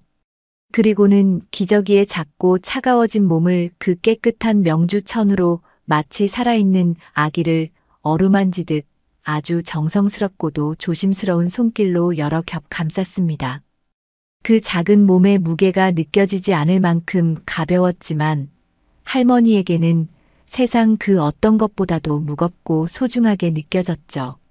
복실이는 그런 할머니의 모든 행동을 바로 옆에서 한시도 떨어지지 않고 조용히 아주 깊고 슬픈 눈빛으로 지켜보고 있었습니다. 할머니는 녹슨 삽자루를 힘겹게 그려지고 집 뒤뜰 햇살이 가장 먼저 찾아와 가장 오래 머무는 양지 바른 곳으로 천천히 발걸음을 옮겼습니다. 그곳은 바로 몇 달 전 기저귀 덕분에 시들었던 코스모스가 마치 마법처럼 되살아나 아름다운 꽃을 피웠던, 그리고 지금은 이름 모를 소박한 들꽃들이 철따라 피고 지며 작은 꽃밭을 이루고 있는 바로 그 자리였어요. 할머니는 자신의 마지막을 함께할 기저귀에게 세상에서 가장 평화롭고 아름다운 마지막 안식처를 마련해주고 싶었습니다. 마른 땅을 파헤치는 삽질은 늙고 지친 할머니에게는 무척이나 힘겨운 일이었지만 슬픔을 잠시 잊으려는 듯 묵묵히 흙을 파냈어요. 삼날이 흙에 박힐 때마다 할머니의 눈에서는 참으려 해도 참아지지 않는 뜨거운 눈물이 멈추지 않고 흘러내려 파헤쳐진 흙 위로 떨어져 내렸습니다. 기저귀와 함께했던 그 짧았지만 꿈결처럼 행복했던 순간들이 마치 어제 일처럼 생생하게 눈앞을 스쳐 지나갔죠. 처음 죽어가던 여린 아기새를 복실이가 조심스럽게 물고 왔던 그 운명적인 날, 밤새도록 애태우며 간호했던 기억, 작은 몸짓 하나하나에 울고 웃으며 기적이라는 이름을 붙여주고 함께 노래하고 이야기 나눴던 소중한 나날들. 그리고 바로 어젯밤 자신과 복실이를 구하기 위해 그 작은 몸에서 온 세상을 밝힐 듯한 신비로운 빛을 뿜어내고 마지막 숨결까지 다하던 기저귀의 그 숭고하고도 장엄했던 모습까지, 그 모든 기억들이 마치 날카로운 유리 조각처럼 할머니의 가슴을 후벼 파는 듯 했습니다. 작은 구덩이가 마련되고 할머니는 하얀 명주천에 곱게 쌓인 기저귀의 작은 몸을 그 안에 아주 조심스럽게 내려놓았습니다. 마치 잠든 아기를 요람에 눕히는 듯한 손길이었죠. 하지만 그 위에 차가운 흙을 덮을 생각을 하니 차마 손이 떨어지지 않아 한참을 망설이며 주저앉아 있었습니다. 이 작은 무덤이, 이 한 줌의 흙이 기저귀와의 완전하고도 영원한 단절을 의미하는 것만 같아서 너무나 두렵고 슬펐기 때문이죠. 복실이도 할머니 곁에 바짝 다가와 앉아 기저귀가 고이 누워있는 그 작은 구덩이를 한참 동안이나 말없이 아주 깊고 슬픈 눈빛으로 내려다보았습니다. 그 눈망울에는 인간의 그것과 조금도 다르지 않은 깊은 애도와 그리움이 가득 담겨 있었어요. 기저가 우리 아가야, 이제 아프지도 말고 무서워하지도 말고 헐헐헐헐 저 높은 하늘 너머 좋은 곳으로 헐헐 날아가거라. 할미는 괜찮다. 할머니는 목이 메어 제대로 말을 잇지 못하고 흐느끼며 겨우 작별 인사를 건넸습니다. 그리고는 마침내 떨리는 손으로 첫 삽에 흙을 떠서 기저귀 위로 조용히 덮기 시작했어요. 흙이 한 삽 한 삽 덮일 때마다 할머니의 마음 한구석도 함께 어둠 속에 묻히는 듯한 처절한 아픔과 공허함을 느꼈죠. 마침내 자그마한 봉분이 만들어지고 할머니는 그 위에 주변에 피어있던 가장 예쁘고 소담스러운 노란 민들레와 하얀 찔레꽃 몇 송이를 꺾어다 가만히 올려주었습니다. 그리고는 한동안 아무 말 없이 마치 석상처럼 기저귀의 작은 무덤을 그저 하염없이 바라보고만 있었어요. 복실이도 그런 할머니의 곁을 한시도 떠나지 않고 조용히 그 깊은 슬픔을 함께 나누었습니다. 기저귀는 비록 찰나와 같은 짧은 생을 마감하고 할머니의 곁을 호련히 떠나갔지만 그 작고 여린 존재가 남기고 간 기적과 사랑의 흔적들은 할머니와 복실이의 남은 삶 속에 영원히 지워지지 않을 깊은 각인으로 새겨졌습니다. 가장 크고도 명백한 기적은 바로 복실이의 기적적인 생환이었죠. 불과 하룻밤 전만 해도 죽음의 문턱에서 사경을 헤매던 복실이는 이제 언제 그랬냐는 듯 놀라운 속도로 건강을 회복하여 다시금 할머니 곁을 씩씩하고 활기차게 지키고 있었습니다. 그것은 기저귀의 숭고하고도 전적인 희생이 아니었다면 결코 일어날 수 없었을 기적 중의 기적이었어요. 그리고 할머니 자신 또한 마찬가지였습니다. 기저귀가 처음 집에 온 후로 자신을 수십 년간 괴롭히던 지긋지긋한 무릎 관절염과 허리 통증은 거의 완치에 가까울 정도로 사라졌고 예전과는 비교할 수 없을 만큼 건강하고 활기찬 몸 상태를 유지할 수 있게 되었죠. 이것 또한 기저귀가 할머니에게 남겨주고 간 돈으로는 결코 살 수 없는 소중하고도 놀라운 선물이었습니다. 하지만 그 어떤 유형의 기적보다도 더 크고 의미 있는 기적은 기저귀로 인해 할머니의 메마르고 적막하며 외로움으로 가득 찼던 마음에 다시금 따뜻한 사랑과 살아가는 기쁨, 그리고 꺼지지 않는 온기가 샘솟듯 피어났다는 사실이었어요. 비록 그 만남의 끝이 가슴 시리도록 슬픈 이별이었을지라도 기저귀와 함께했던 그 짧지만 강렬했던 시간들은 할머니에게 살아간다는 것의 진정한 의미와 소박한 행복을 온몸으로 깨닫게 해주었습니다. 시간이 약이라는 말은 어쩌면 절반만 맞는 말인지도 몰랐습니다.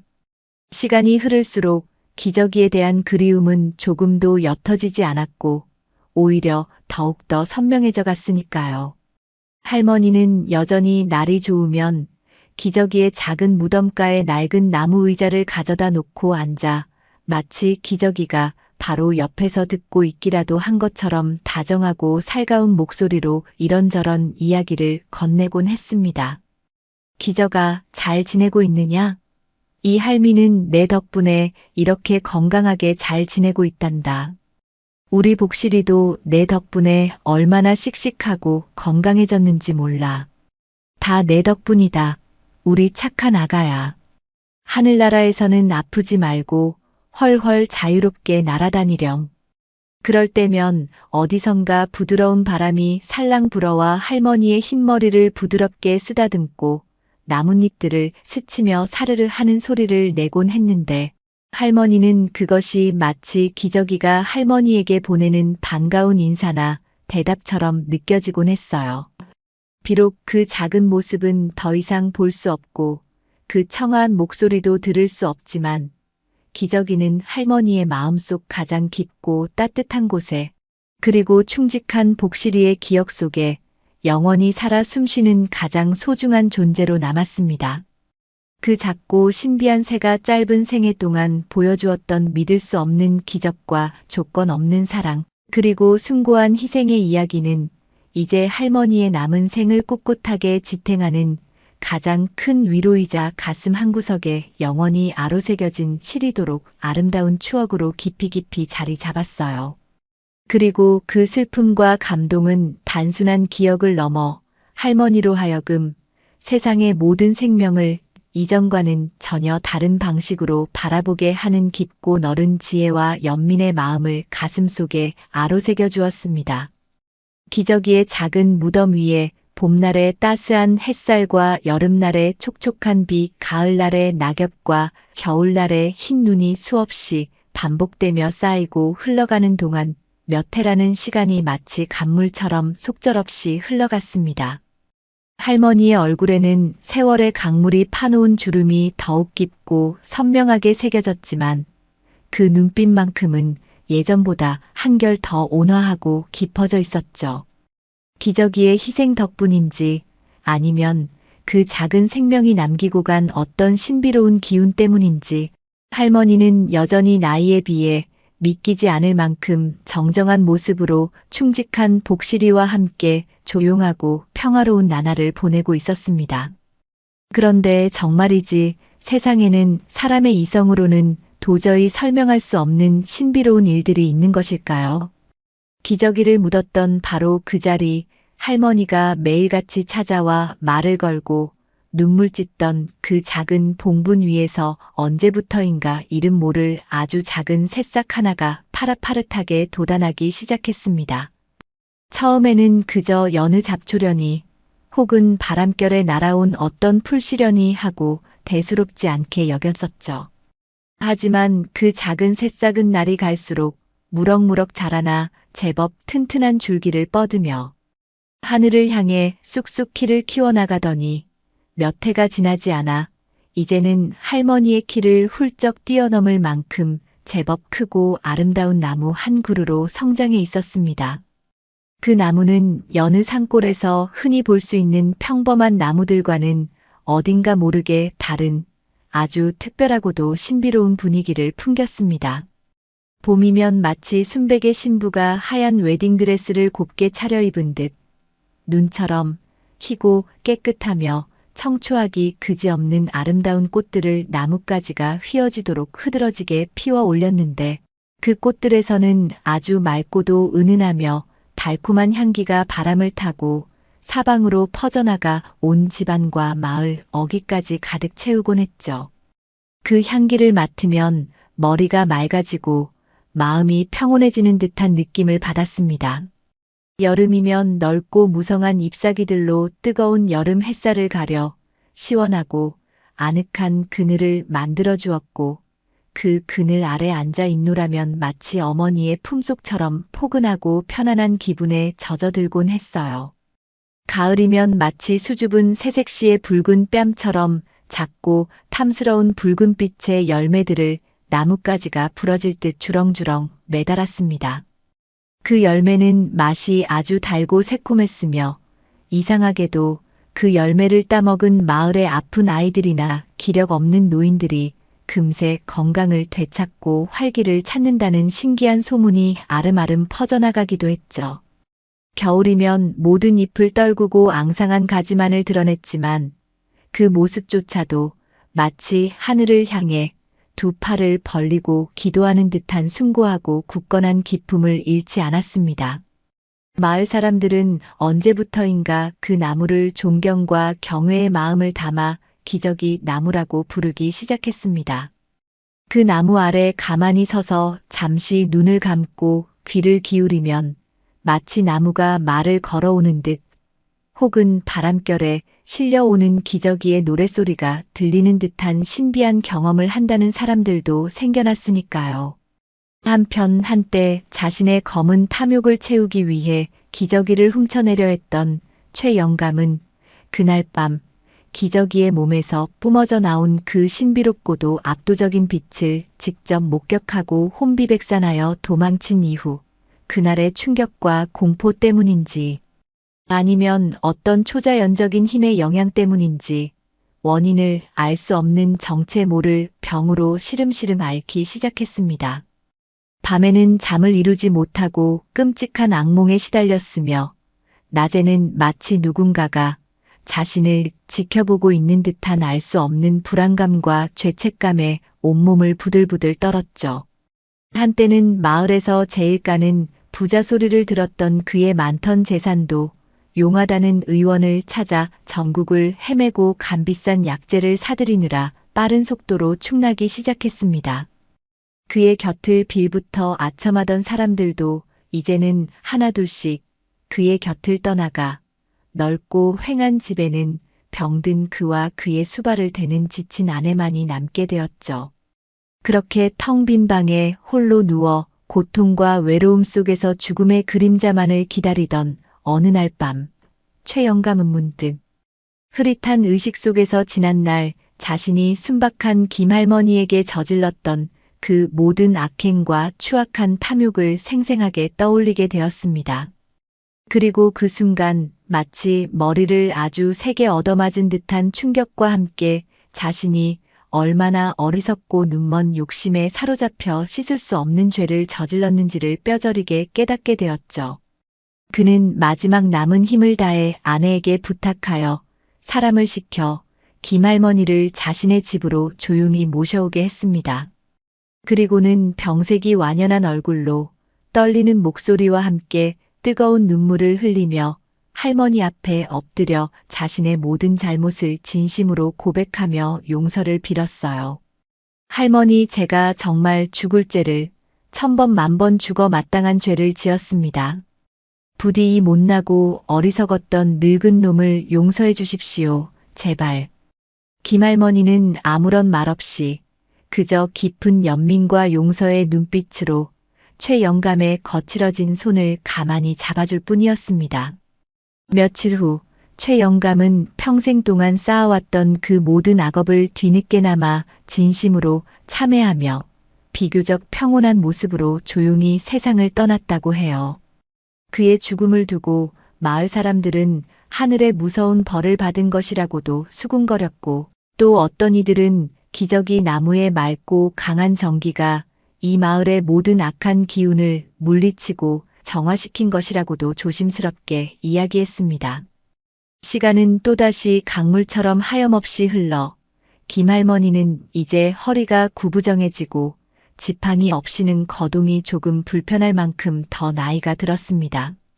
하지만 여전히 날씨가 맑고 따뜻한 날이면 충직한 복실이와 함께 기저귀 나무 아래에 놓인 낡고 삐걱거리는 나무 평상에 앉아 조용히 시간을 보내곤 했어요. 이제는 마을의 작은 언덕만큼이나 커다랗고 아름드리 거목으로 자란 기저귀 나무는 사계절 내내 변함없이 할머니에게 작은 위안과 깊은 평화, 그리고 살아갈 힘을 아낌없이 선사했습니다. 봄이면 눈부시게 아름다운 하얀 꽃으로 세상을 밝혔고, 여름이면 더위를 잊게 하는 시원하고 넓은 그늘을 드리웠으며, 가을이면 풍성하고 탐스러운 붉은 열매로 생명의 풍요로움을 보여주었고, 그리고 겨울이면 모든 것을 비워낸 채 앙상하지만 하늘을 향해 굳건히 뻗어있는 가지들로 침묵의 가르침을 주었죠. 특히 바람이 부드럽게 불어올 때마다 기저귀 나무의 수많은 나뭇잎들이 서로 부딪히며 내는 그 사각거리고 속삭이는 듯한 소리는 할머니에게는 마치 사랑하는 기저귀가 아직도 끝나지 않은 아름다운 이야기를 들려주는 것처럼 느껴졌습니다. 그 속삭임 속에는 할머니에 대한 변함없는 고마움과 깊은 사랑, 그리고 영원한 위로와 축복의 메시지가 담겨 있는 듯 했어요. 할머니는 가끔 마을의 어린 손주뻘 되는 아이들이 기저귀 나무 아래로 제잘거리며 놀러오면 그 아이들을 평상에 앉히고는 아주 오래전 자신에게 예고 없이 찾아왔던 작고 신비로운 새, 기저귀에 대한 놀랍고도 슬픈 이야기를 나지막하고 다정한 목소리로 들려주곤 했습니다. 그 이야기를 듣는 아이들의 티 없이 맑은 눈망울은 호기심과 경이로움, 그리고 슬픔과 감동으로 반짝였죠. 그렇게 기저귀가 이 세상에 잠시 머물며 남기고 간 조건 없는 사랑과 숭고한 희생, 그리고 믿을 수 없는 기적의 이야기는 김할머니의 가슴속 깊은 곳에 충직한 복실이의 변치 않는 기억 속에, 그리고 해마다 더욱더 아름답고 풍성해지는 기저귀 나무의 끊임없는 속삭임 속에 영원히 살아 숨쉬며 세대를 넘어 이 작은 산골 마을 사람들에게 잔잔하지만 깊은 감동으로 오래도록 전해지게 되었습니다. 그리고 그것이야말로 그 작고 이름 없는 아기새가 이 세상에 남기고 간 가장 크고도 아름다우며 영원한 기적이 아니었을까요?